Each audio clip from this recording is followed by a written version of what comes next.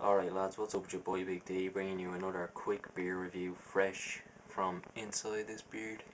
Uh, I'm not sure if there's anyone out there trying to grow beards or moustaches for November, but my shit just grows in horrible. I'll probably just whack the beard off and try and just rock the tash. But today anyway, I'm trying to review Guinness Draft, a good old classic. It's the only thing that was in the house, so I wasn't going out of my way to pick up a drink today, so I realised I haven't done this and it's handy, so I'll do that. Just coming up to Christmas as well, there was always a little tradition in my house that when we all kind of believed in the whole Santa thing, that my mum and dad would leave out a can of Guinness Draft. I'm not sure if anyone else did, but if there was any wacky traditions, leave a comment. I'm sure there's one or two. But we crack her open. You hear the old nitrogen widget there again, fresh. Using the same bud glass. I like this glass. It doesn't have a nucleation site on it. People out there probably having a heart attack that I'm pouring it into a bud glass, but a lot of people don't realise that as long as it doesn't have a nucleation site, it's not going to ruin the pint. It's just any Bob average pint glass will do. So you pour her like that, and pour her so she tries to get minimal head, so you can try and get some of those scents on the nose. There's actually a little hair in the thing. Now you notice as well that there's a few bubbles. I'm not sure if you can see, but I'm sure you know what I'm talking about. If you pour your own pint of Guinness, there might be a few bubbles in it. The best way to get rid of them is just pour very, very slow. I remember doing it there a few days ago, just purely out of curiosity, and I found it took the bubbles right out of it, and it kept its head maybe a little bit longer. So there's a pro tip. The can I'm drinking is fresh from the fridge. It says on the thing, best served extra cold, serve extra cold. So I did just that. I found last time when I drank it, I might have let it heat up a bit much, so it was a little bit watery. You find Guinness after you've drank it, a good stout. It is a good stout, but after you've drank one that is a bit more carbonated, less nitrogen aided, less kind of creamy, when you drink a more carbonated one, they're generally more full. Anyway, I'll just delve into this. You're not really getting too much off the nose because of the head and the fact that it's ice cold, but you're getting coffee.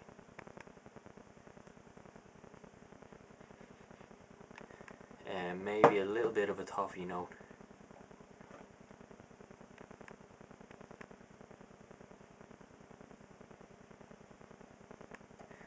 Definitely like a dark roasted malt. You can tell it's going to be a little bit bitter, but compared to a few others, maybe not as bitter. But yeah, as far as I can make out, it's just really coffee, dark malts, and kind of a little bit of a toffee, or maybe even swinging towards a caramel. So we'll dive in anyway. I don't want this to warm up, because last time I did and it was just dreadful.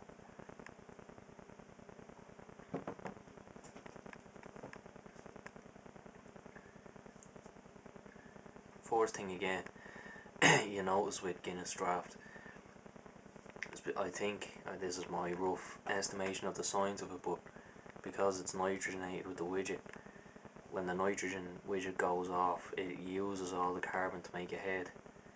So it's not very carbonated. As a result, it's very creamy and very smooth, but it's not very carbonated, and sometimes a bit of carbonation brings those flavours over. And I think that's where this may fall down in comparison to the extra stout or the foreign extra. You're getting coffee. You're getting maybe a very subtle toffee note. The body is fairly weak. It's fairly watery. It's still a very nice go-to draft. It's still got bags of character. It's still got bags of flavour, but still maintains drinkability. Still maintains blend between flavour, drinkability and alcohol by volume, which makes it a very viable session beer, and has been used so for fucking God knows when was it? Jesus, I'm Irish, I should know this date. It doesn't say on the can. Oh no, yeah, fuck, 1759, it says it right on the fucking harp. But yeah, it bags a character like.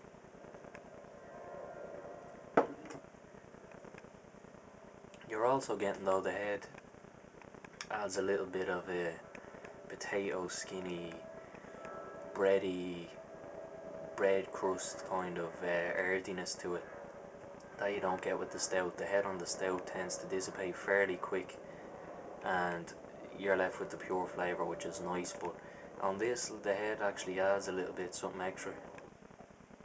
Maybe not overly complex for stouts, other drinks in its genre, but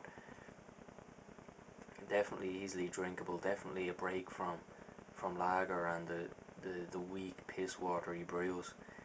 It's a definite kind of craft brew heritage beer.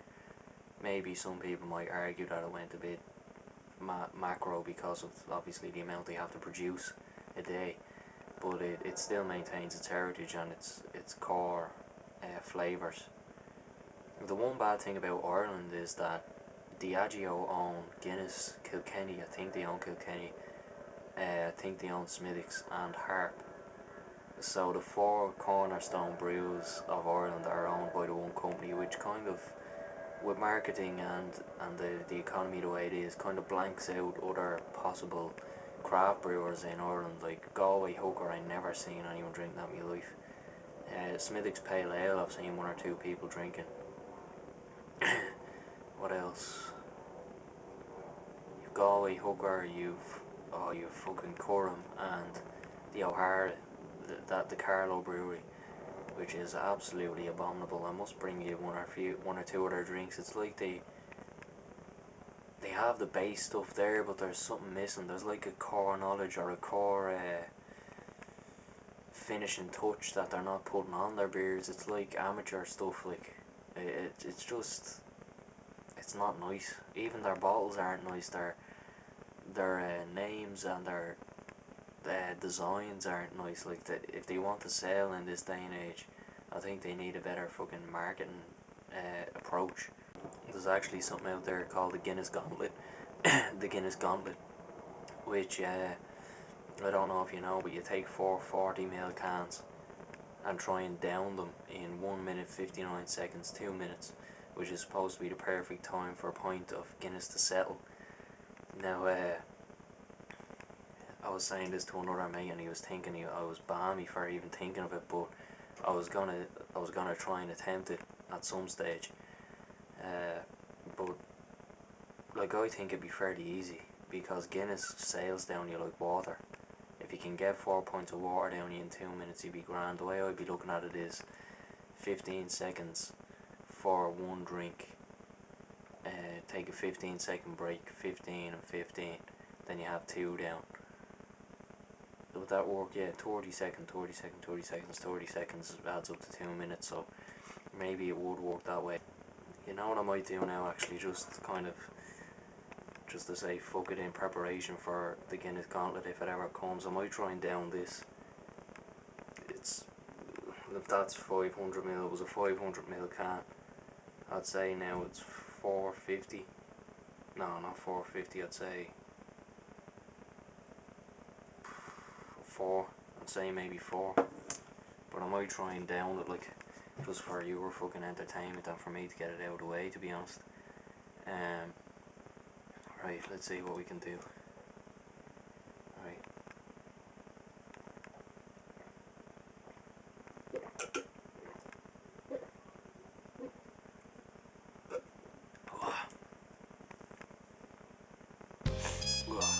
Drink up, lads. Bye.